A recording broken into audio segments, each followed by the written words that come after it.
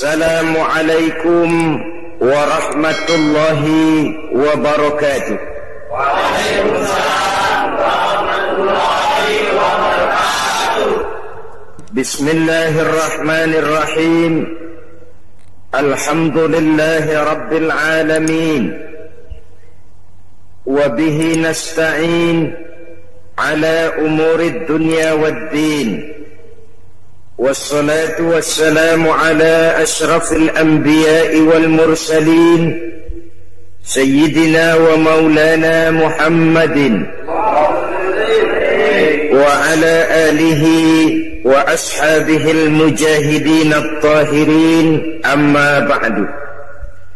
Saudara-saudara kaum muslimin rahimakumullah, Al-Quranul Karim sebagai kitab suci, pedoman utama dan pertama bagi kita umat Islam, penuh berisi tuntunan-tuntunan luhur dan terpuji yang menyangkut berbagai aspek kehidupan manusia, sejak dari yang sekecil-kecilnya sampai kepada yang sebesar-besarnya.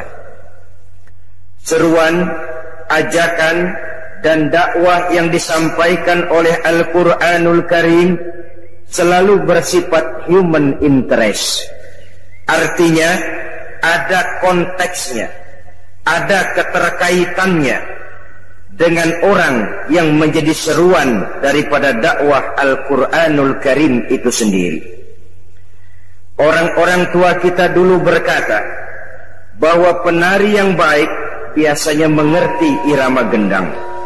Dakwah hanya akan sampai apabila dia ada keterkaitan dengan pendengar, penerima dakwah itu sendiri. Masyarakat Quraisy adalah satu masyarakat yang gemar berniaga, berusaha di bidang bisnis, perdagangan, sehingga bahasa yang disampaikan kepada mereka juga banyak menggunakan bahasa bisnis. Pada pertemuan kali ini kita akan membicarakan ayat 10 dari surah As-Saff, di mana Al-Quranul Karim memberikan satu tuntunan luhur dalam kehidupan masyarakat manusia zaman dahulu, sekarang, dan di masa yang akan datang. Dalam surah As-Saff ayat 10, Allah Subhanahu wa ta'ala berfirman, A'udzu billahi minasy syaithanir rajim. Ya ayyuhalladzina amanu hal adullukum ala tijaratin tunjikum min azabin alim. Wahai orang-orang yang beriman, maukah kamu semua aku tunjukkan kepada satu perniagaan, satu bentuk perdagangan, satu bisnis yang akan menyelamatkan kamu seluruhnya dari azab yang sangat pedih. Marilah kita lihat bahasa yang dipakai di sini, hal adullukum ala tijaratin. Maukah kamu semua aku tunjukkan satu bisnis, satu niaga, satu dagang yang akan menyelamatkan kamu seluruhnya dari azab yang sangat pedih. Di tengah masyarakat pedagang, Al-Quran berbicara dengan bahasa pedagang. Karena bagaimanapun kita mengerti, dakwah hanya akan berhasil kalau bersifat human interest. Jangan berbisik kepada orang tuli, jangan tersenyum kepada orang buta. Saudara berniat ramah, ada orang buta diajak senyum, keramahan itu cuma milik sebelah pihak. Yang diajak senyum tidak mengerti kebaikan saudara. Sama saja orang budak dibisikin. Jangankan berbisik, kita teriak pun mereka tidak dengar, apalagi dibisiki. Tidak bersifat human interest. Sama juga saudara pidato di depan nenek-nenek, lalu cerita tentang perkembangan politik Timur Tengah. Ini tidak bersifat human interest. Quran adalah untuk segala umur. Ia berbicara untuk segala lapisan manusia dengan berbagai macam predisposition, dengan berbagai macam latar belakang. Kepada petani, mereka akan tertarik jikalau kita berbicara dengan bahasa petani. Kepada pegawai negeri, mereka akan tertarik jikalau kita berbicara dengan gaya bahasa pegawai. Kepada pedagang, maka Al-Quran menggunakan gaya bahasa hal adullukum ala tijarati. Maukah kamu semua aku tunjukkan kepada satu perdagangan, satu bisnis yang akan menyelamatkan kamu dari azab siksaan yang amat pedih? Jawaban tentu saja mau. Tidak ada orang yang tidak mau kalau ditunjukkan kepada satu keuntungan. Saudara-saudara, mau apa tidak saya tunjukkan satu dagang yang bisa menyelamatkan saudara dari azab yang pedih? Jawaban tentu mau. Maka baru masuk kepada seruan Al-Quran itu, kalau kamu semua mau ditunjukkan kepada satu bisnis, satu usaha, satu dagang yang bisa menyelamatkan kamu semua dari azab yang sangat pedih, maka bisnis itu tidak lain. Pertama, tu'minuna billahi, yaitu engkau beriman kepada Allah subhanahu wa ta'ala. Beriman dengan seyakin-yakinnya, meresap sampai ke tulang sumsum yang paling dalam, melekat dan melembaga iman itu dalam kepribadian kita, kemanapun kita pergi, dimanapun saja kita berada. Iman semacam inilah yang mendorong dinamika kehidupan, sehingga manusia mempunyai satu sugesti untuk berbuat dan memanfaatkan waktu-waktu dalam kehidupan ini dengan sebaik-baiknya. Iman akan menyelamatkan manusia dari azab siksaan yang sangat pedih di dunia, lebih-lebih di akhirat nanti. Saudara-saudara kaum muslimin rahimakumullah, yang saya maksud dengan iman yang melembaga, melekat dalam kepribadian kita, oleh karena saya melihat belakangan ini banyak kita yang nilai-nilai imannya nasibnya hanya sekedar jaga rumah. Imannya cuma sekedar lipstick, decoration only. Dengan kata lain, iman kita sekarang sering ketinggalan di rumah. Pedagang dia mau ke pasar, iman ditaruh di bupet, dilepit. Jangan ikut ke pasar, man. Kalau kamu ikut ke pasar, timbangan saya nggak bisa curang, man. Anak muda malam minggu mau apel ke rumah si doi. Si doi apel, iman dia tinggal dibuntal di laci. Apel, man, jangan ikut, man. Lo kalau ikut gua nggak bisa macem-macem, man. Ketinggalanlah iman. Akibatnya timbulnya korupsi di kantor, terjadinya timbangan curang di pasar, karena iman ketinggalan di rumah. Terjadinya tabrakan pemuda dengan pemudi karena iman ketinggalan di rumah. Innalillahi, pemuda tabrakan sama pemudi. Kalau mobil tabrakan mobil, kita tahu penyoknya ke dalam. Ini pemuda tabrakan pemudi, penyoknya ke depan. Getok magicnya ada berabe itu.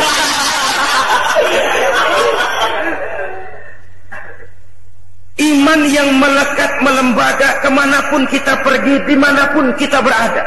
Ini nanti pada gilirannya akan melahirkan satu disiplin yang murni, yang tumbuh dari dalam jiwa. Dalam satu seminar tentang merosotnya disiplin nasional, saya katakan, disiplin nasional sekarang ini dirasakan merosot. Pertama, karena menipisnya budaya malu. Budaya malu menipis karena iman menipis, orang jauh dari agama.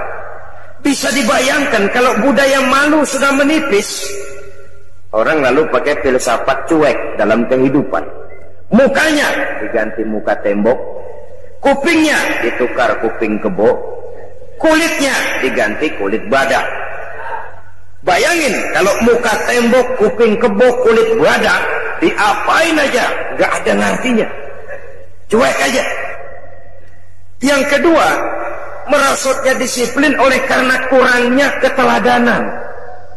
Bagaimanapun juga orang itu dididik, digembleng, ditatar, didoktrin, pada akhirnya dia tetap akan mencari bentuk. Siapa yang harus kami contoh, Pak?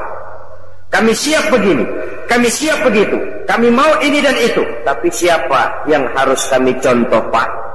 Keteladanan ini yang makin langka belakangan ini. Jadi oleh karenanya, iman menyelamatkan manusia dari kerugian dunia dan akhirat, dari azab yang sangat pedih, baik dalam kehidupan di dunia, lebih-lebih dalam kehidupan di akhir nanti. Iman yang melembaga, melekat dalam jiwa dan kepribadian kita, ikut dia kemanapun kita pergi, beserta kita dia kemanapun kita berada. Iman yang semacam inilah yang akan menyelamatkan manusia dari kerugian di dunia ini dan di akhirat nanti. Saudara-saudara kaum muslimin rahimakumullah, perjalanan untuk menumbuhkan sikap iman yang semacam ini tentu tidak mudah. Oleh sebab itu Al-Imam Al-Ghazali rahimahullah memberikan tuntunan bahwa upaya untuk melekatkan iman dalam hati kemanapun kita pergi, dimanapun kita berada, pertama harus ditanamkan lebih dahulu rasa cinta kepada Allah. Yang kedua, rasa malu kepada Allah. Dan yang ketiga, rasa takut kepada Allah subhanahu wa ta'ala. Cinta, malu, dan takut kepada Allah akan mematri nilai-nilai iman sampai ke tulang sumsum kita, dan kepada gilirannya kemudian mewarnai gerak kehidupan kita. Beriman kepada Allah itu dasar bisnis. Apapun saja, kalau sudah tidak dilandasi oleh nilai-nilai iman, kita bisa memahami kekuasaan apabila sudah lepas dari kontrol keimanan, cenderung membentuk Fir'aun kelas baru. Harta apabila sudah terlepas dari kontrol iman, biasanya akan cenderung melahirkan konglomerat kelas korun. Kecantikan tanpa didasari dengan keimanan biasanya akan sering lebih membawa bencana ketimbang manfaat. Ilmu pengetahuan apabila tidak didasari dengan iman akan melahirkan manusia-manusia kurang ajar yang semakin menjauhkan dirinya dari Allah subhanahu wa ta'ala. Apapun saja, kalau sudah tidak dilandasi dengan semangat keimanan ini, maka negatif hasilnya. Oleh sebab itu, jikalau kita ingin satu bisnis yang akan menyelamatkan kita dari azab yang sangat pedih, bisnis itu tidak lain kepada Allah. Nilai iman kita jaga baik-baik, tidak hanya sekedar untuk kita, tapi juga kita mampu mewariskannya kepada anak-anak kita, generasi yang akan datang. Orang-orang tua bijaksana yang diceritakan dalam Al-Quran, apabila mereka sudah berpikir tentang anak-anaknya, pertanyaan yang paling menggoda hati mereka tidak lain adalah ma ta'buduna min ba'di. Ini yang ditanyakan Nabi Yakub kepada anak-anaknya. Ini yang ditanyakan Nabi Ibrahim dan Nabi Ismail kepada putra-putranya. Ma ta'buduna min ba'di. Kalau ayahmu nanti tidak ada lagi, nak, apa yang akan kamu sembah? Kalau bapakmu sekarang masih mau iktikaf di masjid, masih melaksanakan rukuk dan sujud, masih mendirikan sholat. Kalau orang tuamu sudah tidak ada lagi nanti, nak, ma ta'buduna min ba'di, apa yang akan kamu sembah? Masih maukah kau iktikaf di masjid? Masih maukah kau rukuk dan sujud? Masihkah kau mendirikan sholat menyembah Allah? Ini pertanyaan yang menggoda orang-orang tua terdahulu. Kita orang tua di zaman sekarang, pertanyaan kita yang pertama kepada anak-anak kita bukan ma ta'buduna min ba'di. Yang kita tanya, ma ta'kuluna min ba'di. Kalau bapak lu nggak ada, nanti lu makan apa, tong? Perkara anak mau menyembah apa, itu nomor 18. Yang penting makan apa lu nanti. Oleh sebab itu selalu saya mengingatkan, kita boleh bersedih kalau anak tidak mengerti komputer. Kita boleh merasa rugi kalau anak tidak mengerti matematika. Kita boleh bersedih sebagai orang tua kalau anak buta bahasa Inggris misalnya. Tapi tahukah kita bahwa tidak ada satu kemalangan yang lebih malang selain daripada kalau kita mempunyai anak-anak yang jauh dari nilai-nilai iman. Alangkah hebatnya kalau anak-anak kita itu ahli komputer, imannya mantap. Ahli matematika, akidahnya kuat. Bahasa Inggrisnya fasih, keyakinannya teguh. Otaknya boleh Jerman, tapi hatinya tetap Mekah. Ada keseimbangan. Punya stabilitas temperatur batin. Sehingga dengan demikian jiwanya tidak lentur dan luntur. Ia tidak kehilangan idealisme di tengah jalan. Beriman kepada Allah dengan sebenar-benarnya, meresap sampai ke tulang sumsum yang dibuktikan dengan amal perbuatan kita. Kalau sekedar beriman, sekedar berucap saja rasanya mudah. Sebab itu yang dikatakan iman yang sebenarnya itu ialah iqrarun bil lisan wa tasdiqun bil qalbi wa amalun bil arkan. Diucapkan dengan lidah, dibenarkan oleh hati, diamalkan oleh seluruh anggota badan. Maka nilai iman juga lalu bertingkat. Ada orang yang nilai imannya baru kepada tingkat iqrarun bil lisan, sekedar ucapan lidah, belum berakar ke hati. Iman yang begini nih, yang kesenggol supermi 3 bungkus amburadul.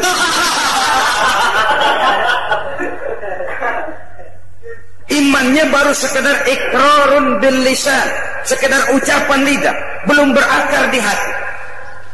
Mudah goyah seperti buih di lautan. Ada yang selain sudah diucapkan oleh lidah, dimantapkan, dibenarkan oleh hati. Lidahnya mengucapkan amantu billah, saya beriman kepada Allah.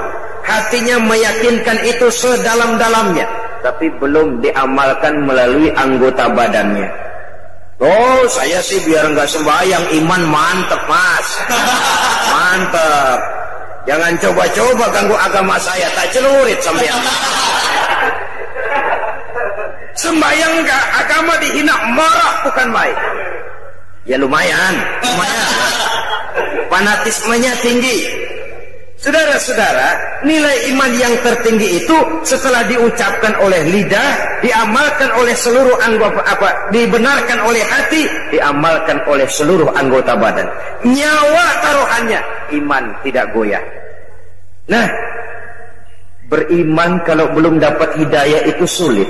Tapi menjaga iman setelah mendapat hidayah jauh lebih sulit. Tantangan semakin berat. Tapi mari pada kesempatan ini kita bercermin dari perjalanan hidup seorang wanita bernama Masito. Saudara kenal Masito? Kenal? Di mana kenalannya? Dalam sejarah, Masito ini wanita budiman yang teguh menjaga iman. Menurut riwayat, dia ini kan hidup dan tinggal di istana Fir'aun, menjadi penyisir rambut keluarga istana. Satu hari sedang menyisiri rambut, jatuh sisir itu. Mulutnya refleks berkata, ya Allah, sisir jatuh ke bawah. Kata-kata Allah ini didengar oleh intel Fir'aun. Dilaporkan kepada Fir'aun. Lapor, bos. Kata Fir'aun, ada apa? Ada bahaya. Bahaya apa? Ada orang menyebut-nyebut Allah. Ini kan bisa mengganggu stabilitas ketuhanan Tuhan ini. Kalau dibiarkan bahaya. Oh, begitu? Iya. Siapa manusianya? Masito. Masito. Tangkap, tangkap. Masito. Saya ada dengar-dengar kamu menyebut-nyebut Allah ya? Iya. Memangnya kenapa? Siapa Allah itu Masito? Allah itu Rabbi wa Rabbukum, Tuhan saya dan Tuhan-Tuhan juga.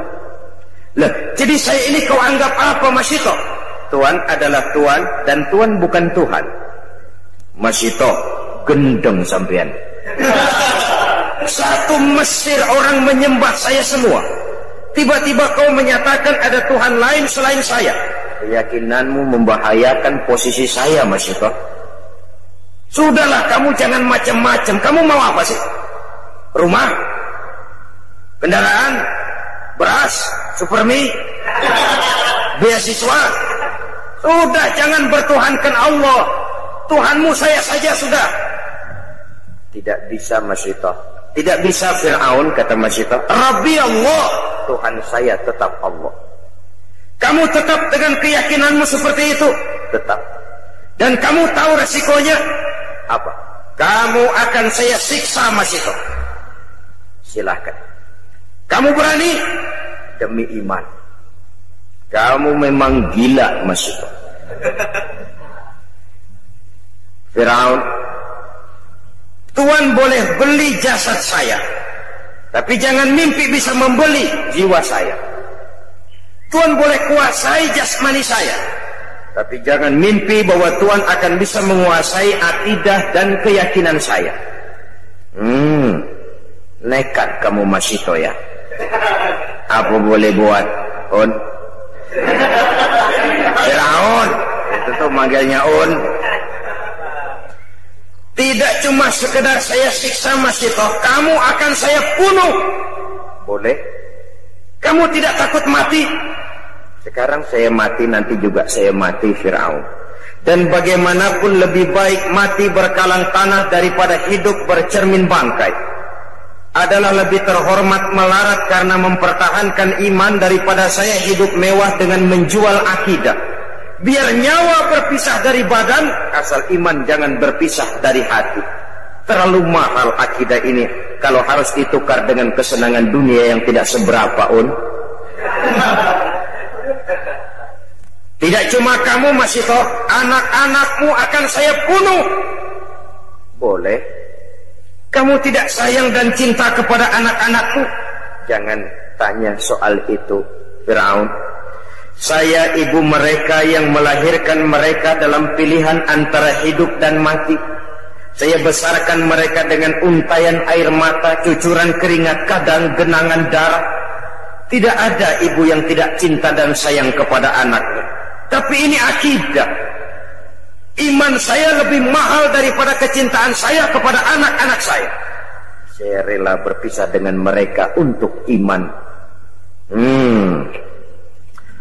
Tidak cuma anak-anakmu, Masito, suamimu akan saya bunuh. Silahkan.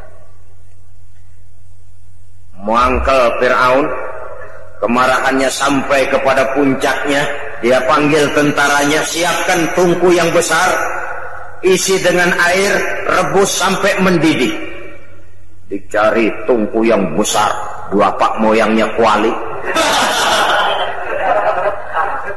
Lalu disiapkan kayu bakar, diisi tungku itu dengan air, direbus air ini. Beberapa lama kemudian air bergolak, menggelegak, panas. Nah, Masito, kamu lihat air sudah bergolak, menggelegak karena panas. Sudah. Kau dan anak-anakmu satu-satu akan saya masukkan ke air itu, biar kamu tahu bagaimana tidak enaknya mati.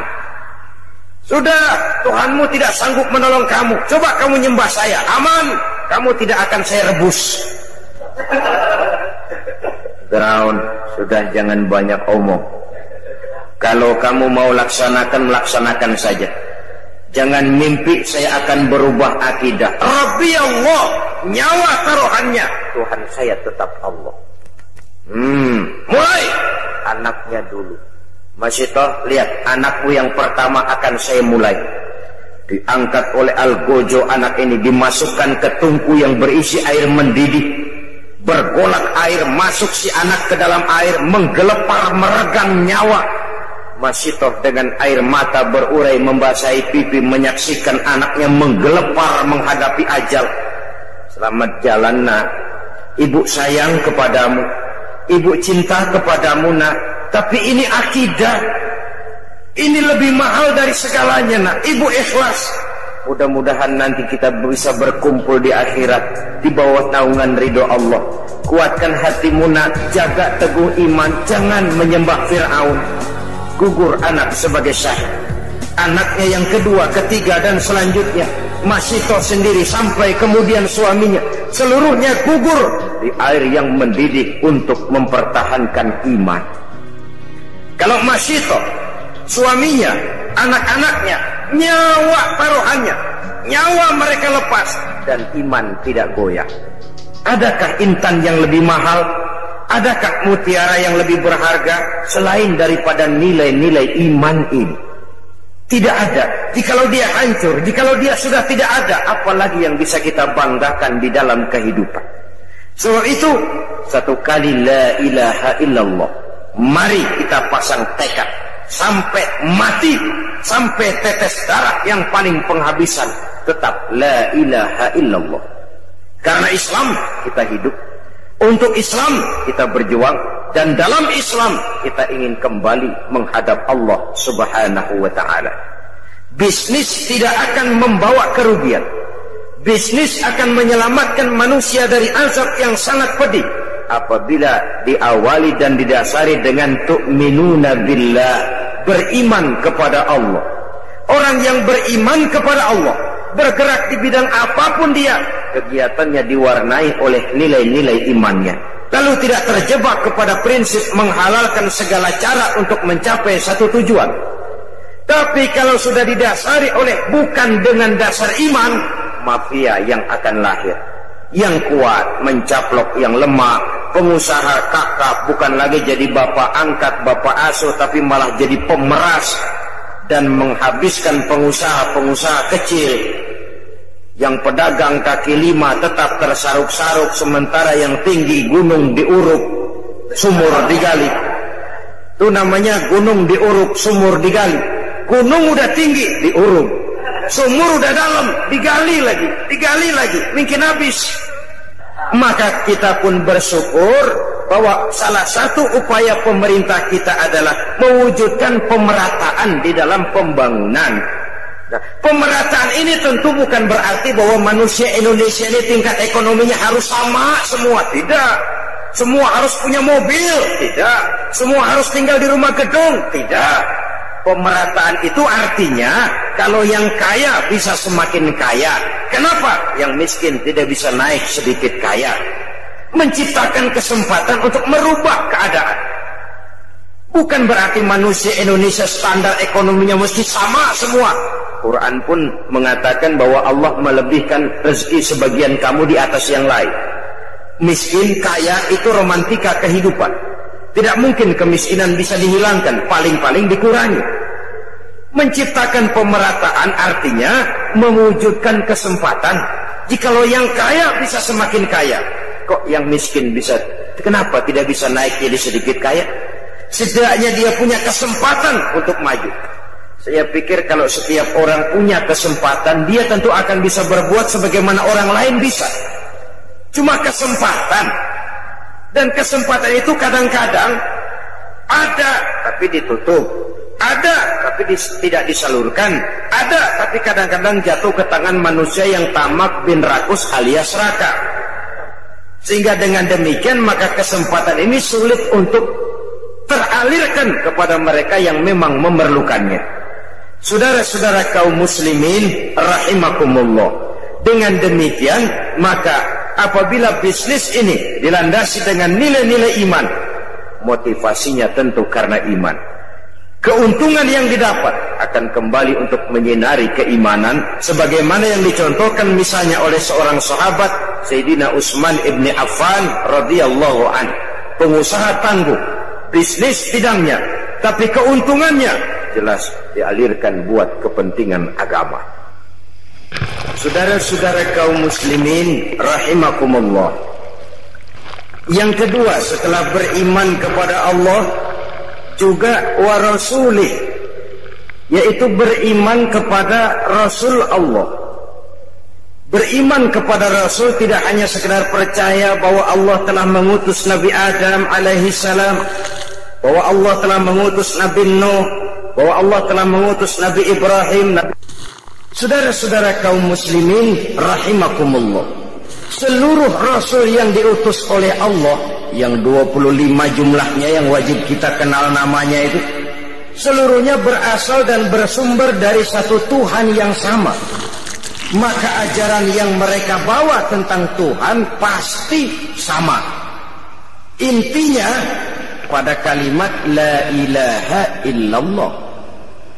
Nabi Nuh tentu beliau mengajarkan kepada umatnya la ilaha illallah, Nuh Rasulullah. Nabi Ibrahim tentu beliau mengajarkan kepada umatnya la ilaha illallah, Ibrahim Rasulullah. Nabi Musa tentu mengajarkan kepada umatnya la ilaha illallah, Musa Rasulullah. La ilaha illallahnya itu sama. Seluruh dari Rasul yang 25 sumbernya sama dari Allah. Maka ajaran mereka tentang Tuhan pasti sama. Jadi kalau ada Rasul yang mengajarkan bahwa ada Tuhan lain selain daripada Allah, jelas itu Rasul pabriknya lain. Udah kena assembling itu. Sepanjang sumbernya sama dari Allah Subhanahu wa ta'ala, ajarannya tentang Tuhan pasti sama. Tidak logik, tidak bisa diterima akal. Kalau Allah mengutus Nabi Nuh lalu bilang, Nuh, ajarkan kepada umatmu aku Esa. Diutus lagi Nabi Ibrahim, Ibrahim sampaikan kepada umatmu aku Dua. Diutus lagi Nabi Isa, Isa ajarkan kepada umatmu aku Tiga. Ini Tuhan macam apa ini? Tuhan tidak konsekuen. Kepada seluruh Rasul yang diutus Allah, misinya sama, prinsipnya la ilaha illallah. Kenapa Allah memerlukan mengutus Rasul? Apa tidak bisa Allah berhadapan langsung saja dengan manusia? Bisa. Tapi keterbatasan manusia itulah yang tidak memungkinkan manusia untuk secara langsung berhadapan dengan kebesaran Allah Subhanahu wa ta'ala. Maka dengan sifat rahmahnya Allah diutus para Rasul. Dari zaman ke zaman, prinsipnya membawa akidah dan syariat. Akidahnya sama, syariatnya yang berbeda, sesuai dengan situasi dan kondisi yang dihadapi oleh umat di mana Rasul diutus. Jadi tidak hanya cukup sekedar saya percaya bahwa Allah telah mengutus Nabi Nuh, Allah telah mengutus Musa, Ibrahim, Dawud, Sulaiman, Isa dan lain sebagainya, tapi mengikuti ajaran dan petunjuk Rasul yang diutus kepada kita. Sejak Nabi Muhammad sampai akhir zaman, petunjuk beliaulah yang berlaku. Jadi kalau kita hidup di zaman sekarang mengikuti syariat yang dibawa oleh Nabi Ibrahim, kedaluwarsa, terlambat. Mengikuti syariat yang dibawa Nabi Sulaiman, terlambat. Syariat itu betul, tapi hanya berlaku di zaman Nabi Sulaiman. Syariat yang dibawa Nabi Musa benar, hanya berlaku di zaman Nabi Musa, Nabi Sulaiman dan selanjutnya. Sedangkan sejak diutusnya Nabi kita sampai ke akhir zaman, syariat beliaulah yang berlaku. Saudara-saudara kaum muslimin rahimakumullah. Jadi percaya kepada Allah tanpa mempercayai Rasulnya itu sama juga meragukan Allah. Karena itu tidak bisa dipisahkan satu dengan lainnya. Beriman kepada Allah, beriman kepada para Rasulnya. Dan sudah disepakati menurut tuntunan Al-Quran bahwa Nabi kita Muhammad sallallahu alaihi wasallam adalah Rasul terakhir yang diutus oleh Allah Subhanahu wa ta'ala. Tidak ada lagi Rasul sesudah beliau. Maka di zaman sekarang, kalau ada orang mengaku jadi Rasul, biar bahasa Arabnya fasih, jenggotnya panjang, serbannya lebar, gamisnya kalah kalau Superman mah. Kalau dia ngaku jadi nabi, ngaku jadi rasul, kita umat Islam wajib untuk tidak percaya. Wajib untuk tidak percaya. Nah, ini kondisi dasar beriman kepada Allah dan Rasulnya.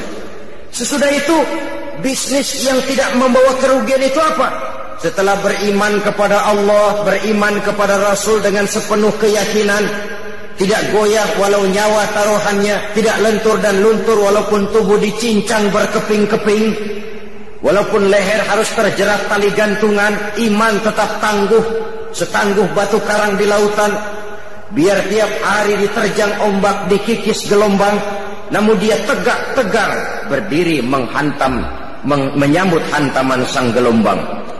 Setelah itu, watujahiduna fi sabilillahi bi amwalikum wa anfusikum. Setelah beriman kepada Allah dan Rasulnya, engkau berjihad fi sabilillah, di jalan Allah, bi amwalikum wa anfusikum, dengan harta bendamu dan dengan dirimu, dengan jiwa dan ragamu.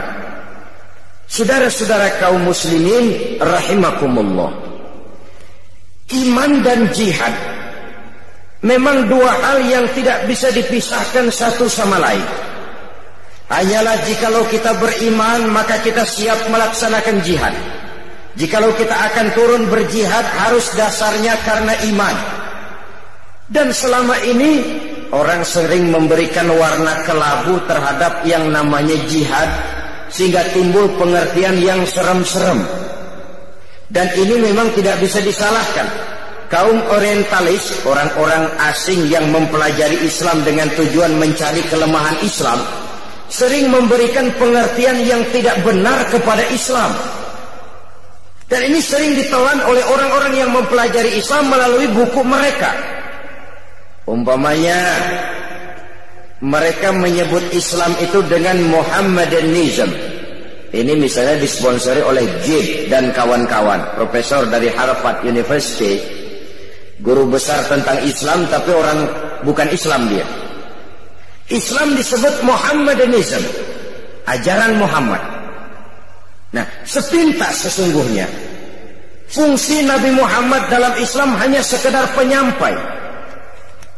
Ialah kalau ajaran Bung Karno disebut Soekarnoisme, ajaran Lenin disebut Leninisme, ajarannya Karl Marx disebut Marxisme. Tapi kalau Islam disebut dengan Muhammadanisme, akan timbul kesan seolah-olah Islam adalah produk Nabi Muhammad, seolah-olah Islam adalah buatan bikinan Nabi kita. Padahal tidak, Nabi cuma sekedar penyampai. Nah, termasuk jihad.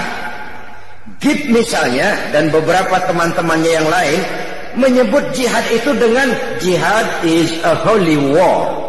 Jihad adalah perang suci. Sehingga konotasi jihad selalu diidentikan dengan perang. Kesan yang timbul keras, kasar, brutal, teroris. Maka akibatnya tiap kali kita bicara soal jihad, orang a priori curiga, memandang kita dengan su'uzon.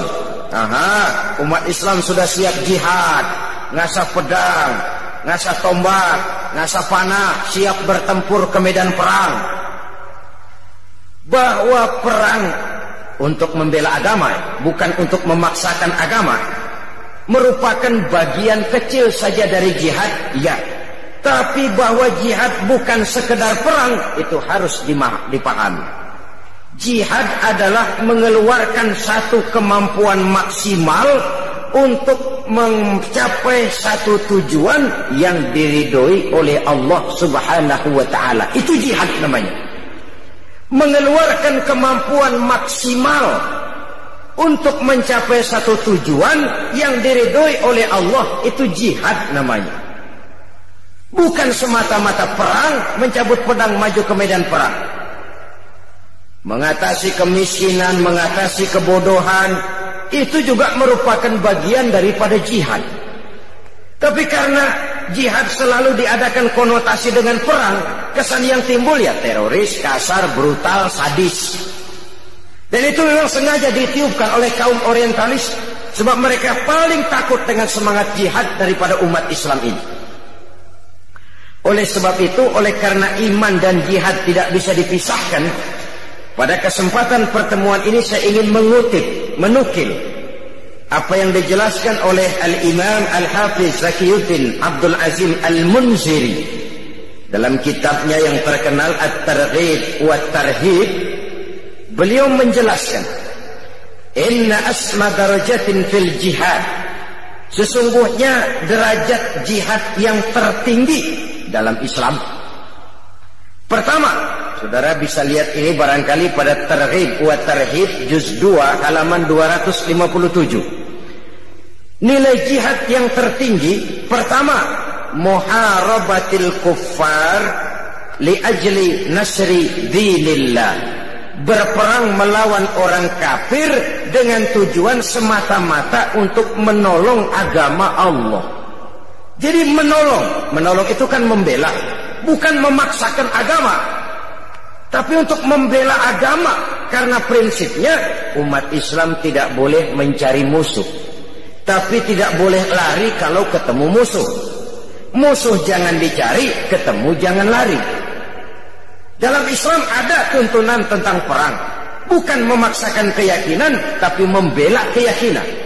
Pada saat agama dihina orang, pada saat agama disepelekan, pada saat umat dinistakan, di situ kita tampil. Tapi kalau tidak, kepada orang kafir kita siap hidup rukun, bergandengan, zimmi, kafir zimmi, orang kafir yang mau hidup damai dengan kita, darahnya haram, harta bendanya haram, mengganggu mereka sama dengan mengganggu Nabi. Islam agama damai. Tapi kalau agama dihina, agama dicaci maki, umat dinistakan, semangat jihad itu tampil maju ke medan perang kalau perlu, tapi tujuannya semata-mata bukan karena sentimen, tapi karena argumen. Bukan untuk mencari kemenangan, tapi untuk menegakkan kebenaran. Bukan untuk membalas dendam, tapi untuk menegakkan yang hak, membela, membantu agama Allah Subhanahu wa ta'ala. Dan ini kewajiban setiap kita. Sekarang memang kita tidak menghadapi perang Badar seperti di zaman Nabi, dengan pedang, dengan tombak, dengan panah. Tapi perang akidah kan terus berlangsung. Kalau televisi punya acara berpacu dalam melodi, kita sekarang tidak berlebihan, sekarang ini berpacu dalam agama. Perang akidah. Jikalau kita kalah, ya kita sekarang masih beriman, berakidah, tapi generasi yang akan datang, wallahu a'lam. Semangat jihad tidak boleh lumpuh, semangat jihad tidak boleh lentur dan luntur, tetapi dengan batas-batas bahwa kafir itu jelas-jelas mengganggu kita. Dan itu pun tidak langsung dengan mengangkat senjata, sepanjang kita bisa peringatkan dengan lidah, mari peringatkan. Apalagi kita tinggal di satu negara hukum, tidak boleh main hakim sendiri, saling menghormati, menjaga kerukunan. Tidak boleh menyebarkan agama kepada orang yang memang sudah beragama. Walaupun dengan dalih sosial kemanusiaan, menolong orang-orang susah, tapi di belakangnya ada pamrih menyebarkan agama. Diplomasi semacam itu sebenarnya sudah kuno. Orang bersembunyi dengan topeng kemanusiaan tapi menyebarkan agama. Saudara-saudara kaum muslimin rahimakumullah, Islam sebagai agama Allah tidak mungkin hilang dari dunia. Tapi Allah tidak memberikan jaminan Islam akan kekal di negeri ini. Jikalau kita umat Islam di Indonesia tidak mau menjaga Islam ini, tidak mau berjuang dan berkorban untuk kepentingan Islam ini, tidak mau mewariskan Islam ini kepada anak-anak kita generasi yang akan datang. Jadi ini tingkat jihad yang tertinggi, muharabatul kuffar li ajli nasri dinillah. Berperang melawan orang kafir dengan tujuan membela, menolong agama Allah. Itu satu. Yang kedua, da'watun nasi ilal haq. Berdakwah kepada manusia, menyampaikan kebenaran, mengajak manusia kepada yang hak.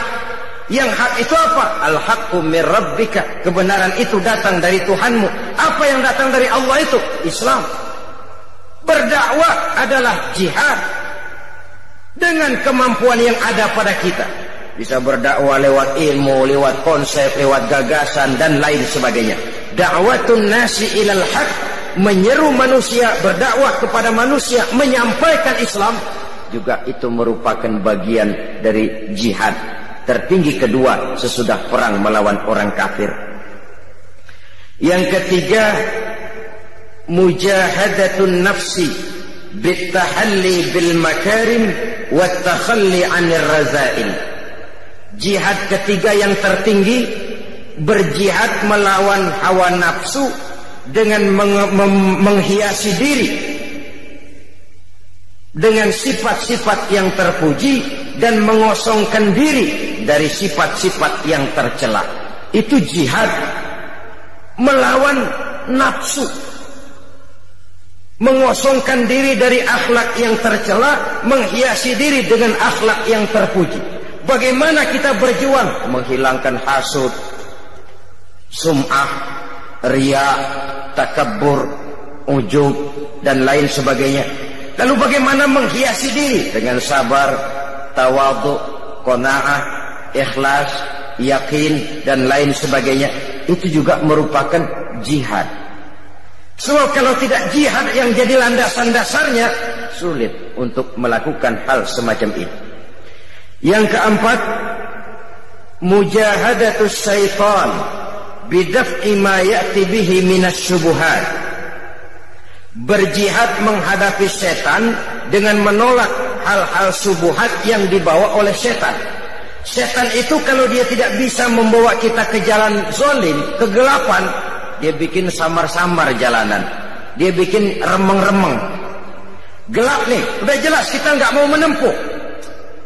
Minuman keras haram, itu mutlak. Nah, setan bikin remeng-remeng dah. Kalau nggak teler mah kagak. Enggak katanya. Dibikinnya remeng-remeng. Itu menolak yang kayak begitu itu memerlukan jihad. Saudara hadirin, ma'asyiral muslimin yang berbahagia. Kalau tidak bisa diyakini kita dengan jalan kegelapan yang sesat, dibikinnya kita remeng-remeng, samar-samar, sehingga akhirnya sulit lagi untuk membedakan antara yang ma'ruf dan yang munkar. Pada klimaksnya nanti oleh setan dibalik, yang ma'ruf dia jadi munkar, yang munkar jadi ma'ruf. Terjadilah penjungkiran nilai. Itu yang keempat. Yang kelima, tarku majalisis su'i, meninggalkan majelis yang jahat, meninggalkan lingkungan pergaulan yang jahat. Kita tahu lingkungan sangat besar pengaruhnya dalam ikut membentuk kepribadian manusia. Sehingga kata Syauqi dalam sebaik syairnya, man asyaral asrafa asya musarrafan wa mu'asyiral anzali ghairu musarrafin. Awalam taral jildal hakira muqabbalan bisagri lamma sara jildal mushaf. Siapa yang berteman dengan orang mulia, dia akan ikut menjadi mulia. Tapi siapa berteman dengan orang hina, dia tidak akan ikut menjadi mulia.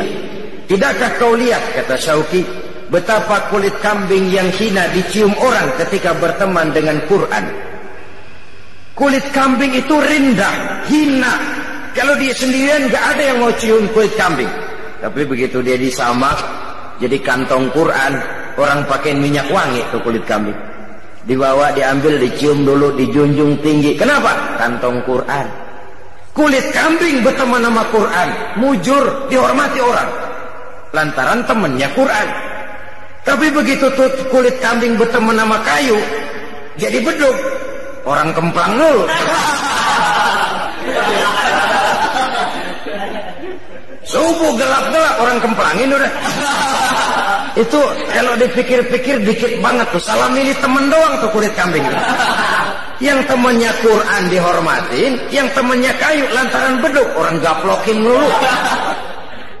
Jadi terutama adik-adik remaja, para pemuda, sebagai pemuda bergaul dengan siapa saja silakan bergaul, tapi harus punya filter.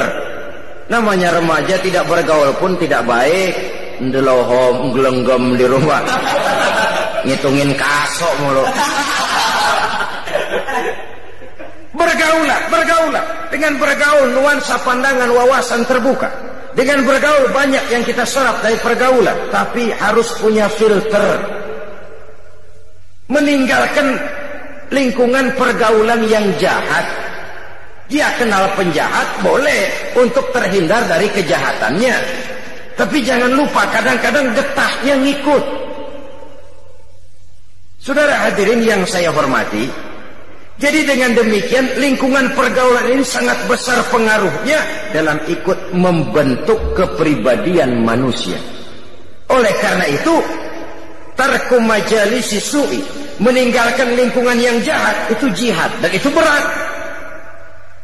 Orang kalau ngadain kumpulan ngaji, seret banget, kayak narik bambu dari ujung. Kita getok rumahnya, ngajinya duluan dah. Duluan, ntar saya nyusul belakangan. Ya tentu, masa nyusul duluan, tentu saja belakangan. Saudara-saudara, tapi kalau kita membentuk satu pub, satu klub yang tidak berorientasi kepada kehidupan beragama, itu gampang benar suburnya itu. Banyak peminatnya. Tapi kalau sudah namanya majelis taklim atau kegiatan sosial menyantuni yatim piatu, peminatnya rasanya langka, seret. Coba adakan pengajian. Kadang-kadang yang datang dari itu ke itu juga. Tapi begitu pengajian bikin piknik, 2016 yang dapat. Banyak bukan main. Ini kan apa yang disabdakan Nabi. Zuyina apa? Huffatil jannatu bil makarih wa huffatin naru bis syahawat. Bahwa surga dan jalan yang menuju ke surga dikelilingi oleh hal-hal yang tidak menyenangkan. Sebaliknya, neraka dan jalan yang mengarah kepada neraka diliputi dengan hal-hal yang sangat menyenangkan. Karena itu ini juga merupakan jihad. Meninggalkan lingkungan jahat. Sebab lingkungan yang jahat itu magnetnya kuat sekali. Dorongannya kuat sekali. Ya kadang-kadang karena gengsi, masa anak muda kayaknya nggak bisa teler, kayaknya kuno banget. Nah, yang sangat semacam ini lalu mencoba ikut-ikutan untuk ya menikmati, setidaknya pernah ngerasain teler begitu, nggak ketinggalan zaman. Ini juga memerlukan jihad. Karena itu saya titipkan sekali lagi, bergaul dengan siapapun persilahkan, tapi harus punya filter. Karena lingkungan pergaulan sangat besar pengaruhnya dalam ikut membentuk watak dan kepribadian manusia. Tidak mustahil orang yang lingkungannya baik-baik, tapi karena terpengaruh oleh pergaulan yang tidak baik, berubah jadi tidak baik. Di kampungnya mas santri, datang ke Jakarta pakai peci, sarungan, assalamualaikum, kena aja angin Jakarta, lepok. Celeng, saudara-saudara. Malum angin Jakarta ini panas. Jadi dengan demikian, yang kelima, meninggalkan lingkungan yang jahat. Yang keenam, yang masuk bagian daripada jihad itu, al-iqbalu 'alan nasihati wal 'amalu biha. Menerima nasihat dan mengamalkannya, itu juga jihad. Dan itu berat.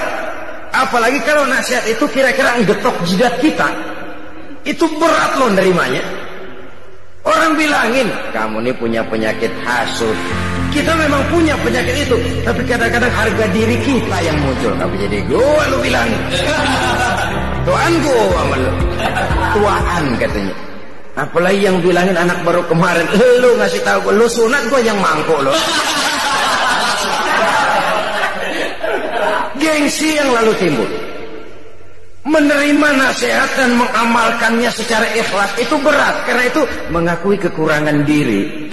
Sehingga Nabi pesan apa? Tuba liman syaghalahu aibuhu an uyubin nas.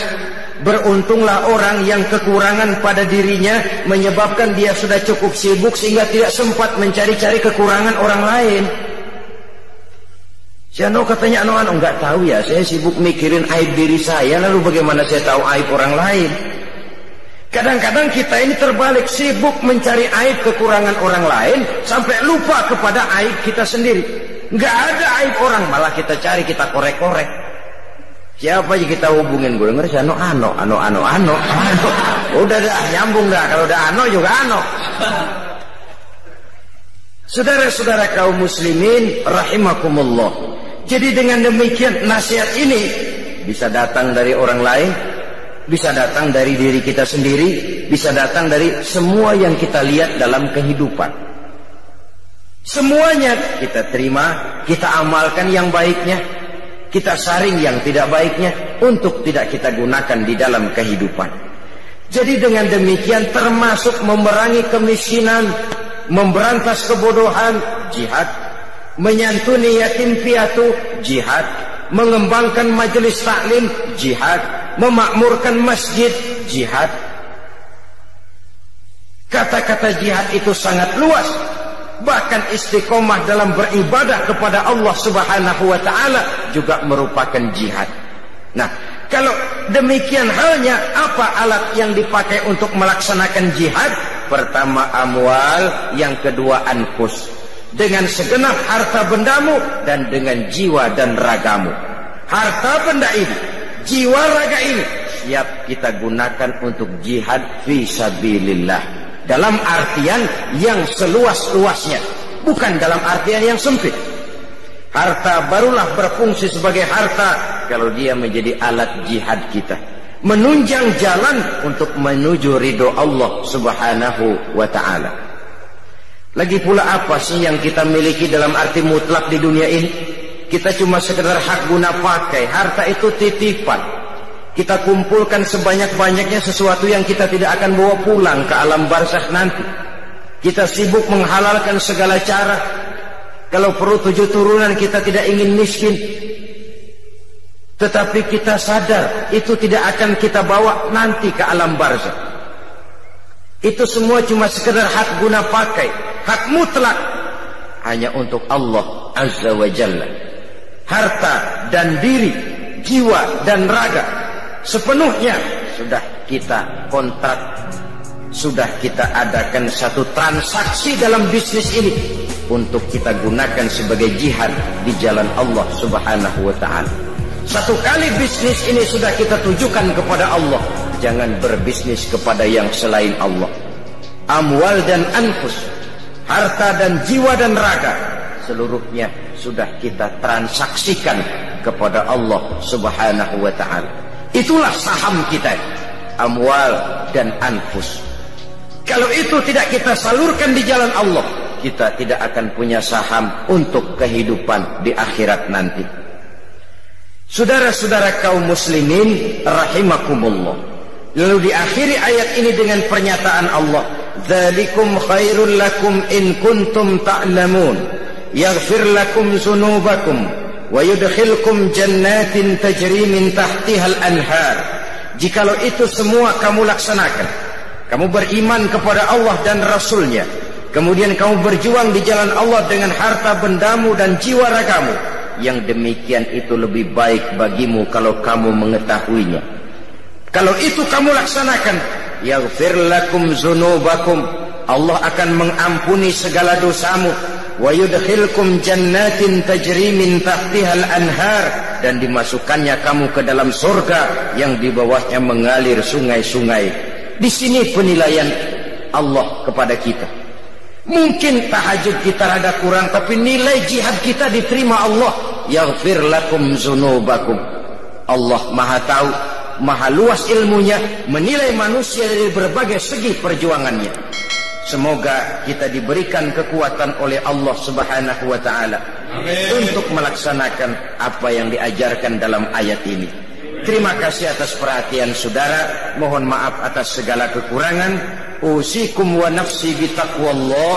Wassalamu alaikum warahmatullahi wabarakatuh. Waalaikumsalam warahmatullahi